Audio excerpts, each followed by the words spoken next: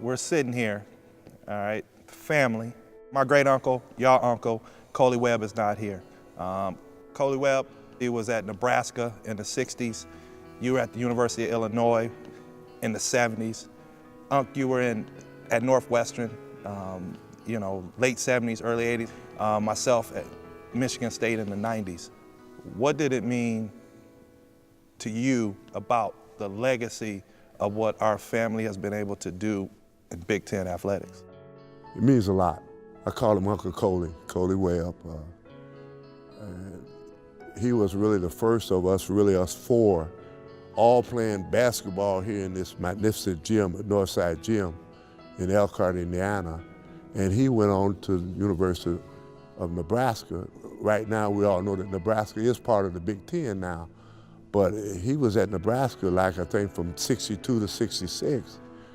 And I really think he kind of like established the college mentality outside of my mom and my aunties and grandparents about going to college, being a minority here in the United States, of getting your college degree that will help you prepare for living in the United States of America as a good citizen. And I think that's the way the Big Ten affected me in the early 70s. You know, for me, it was a situation that was beyond what I could imagine, but it followed suit for Garvin at Illinois, for me to be at Northwestern.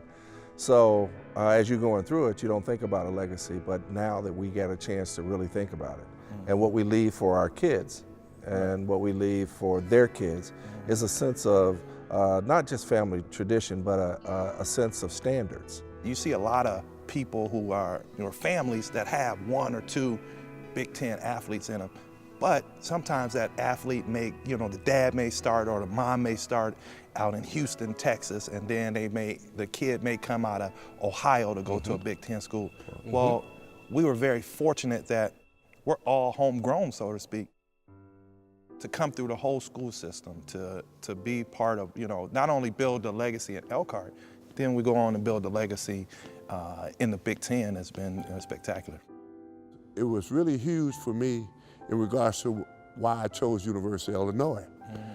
Yes, it was in 1970 that I signed a scholarship to the University of Illinois, and it was all because I had a black assistant coach sit down and tell me on a recruit trip, and happened to be J.C. Caroline, who just passed. He said, I will guarantee that you had an opportunity to play football here at the University of Illinois. And to me at the time, especially after Elkhart going through a whole lot of racial issues in the late 60s, that's all I wanted, Dame. That's all I wanted was opportunity. That word was huge, being a black American in the United States at the time. Just give me the opportunity and let everything else fall on my shoulders. And I still believe that in the late 60s or early 70s, that maybe the Big Ten conference was ahead of a whole lot of other conferences when it came to giving black athletes the opportunity to participate at the varsity level. There was African Americans that were in certain positions that helped recruit. Right. Doc Glass was the recruiter up at Northwestern. He was just that real advocate for Northwestern that was African American and that really treated and could talk to me as an African American in a way in which it made me feel comfortable. Quite frankly, I wanted to make sure that people knew who I was. And I fought on the court to make sure that I was gaining respect as I played. And I use that today. We got to fight for an opportunity to make sure that we're not just respected, but that we are heard and the impact that we're making is seen. Let's talk about some of your big time days at the University of Illinois, some of your big time games, some of your big moments that still stick out in your mind. I used to get really upset when I played IU, Indiana University, and Purdue. So those two games, I would have a tendency to maybe have 5 or 6 catches and 1 or 2 touchdowns, and I only scored 10 touchdowns, so the majority of those 10 was probably against either IU or Purdue. It's amazing. All of us got our degrees, And to me, that is more exciting than anything else coming through the Big Ten and about us three and about Uncle Coley. He even got his degree from Nebraska. You know, we got our degrees in a reasonable time. I'm talking about, what, 4 to 5 years? Yeah, Which, yeah. yes, I'm bragging. I have a right to brag. I guess after 50 years, why not? And all of us is from Elkhart, sitting in this gym. To me, I think that was one of the 2 or 3 big accomplishments that I had coming through the Big Ten. Are you going to tell the public about that big win you had against Michigan State? Well, I wanted Dame to talk about that. I figured that he would feel. I feel more comfortable. No need to be pumping that up here too quickly, okay? I felt like he could feel. You know, I wanted him to feel that. You're right, you know? Rod. He needs to feel that. Let him feel that. Let him feel that. That's part of his history, right? You know, that's part of his history. Exactly. They were talking about all the, you know. I'm a little bitter at you, but I'm also happy too because it's your fault that we won the national championship, so I can live with that. So I want you to take, and this is painful to talk about this game, but tell everybody about that game and about how it was the greatest win for Northwestern. Yeah, you know, obviously it was a signature win for the years that I was at Northwestern, just because of this and because of the significance of Michigan State. I mean, it's because of what Michigan State was and did. You know, the great ones did things a little bit differently. You know, they would show you that they were great. Magic was one of them. But Coach Rich Falk, drew up a game plan to go against Michigan State that I thought we executed well, no matter how well or how bad they played. So Coach said, make sure that you touched them, and so that they couldn't get the alley-oops. So we took the alley-oops away. And we played a very strong zone outside of that.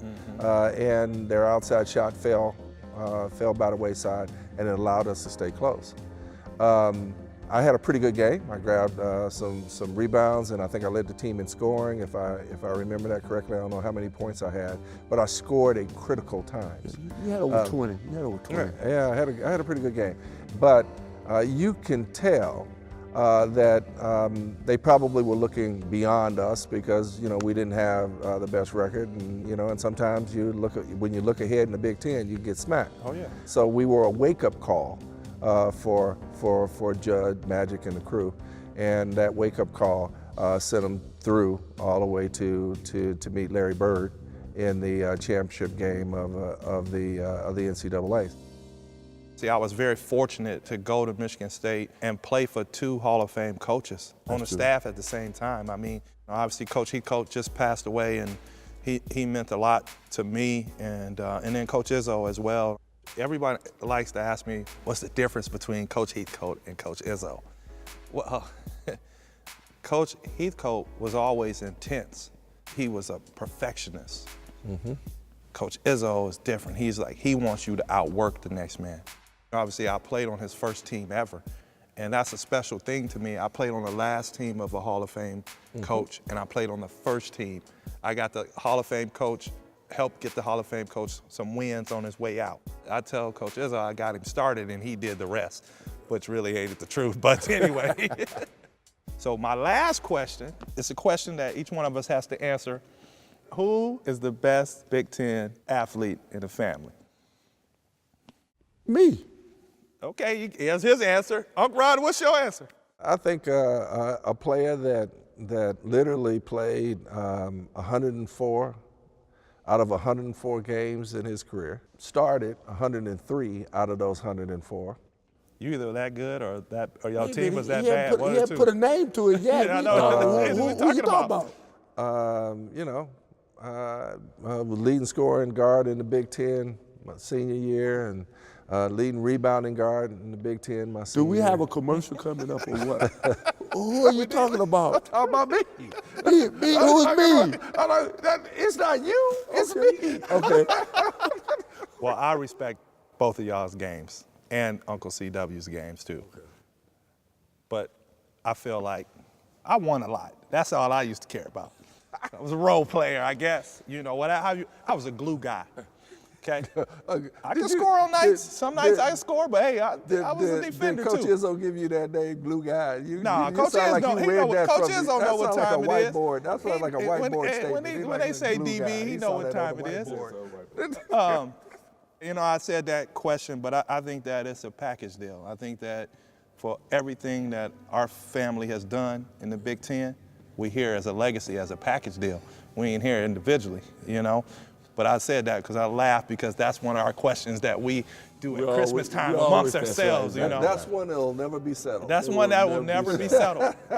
And you know what? We got more on the way.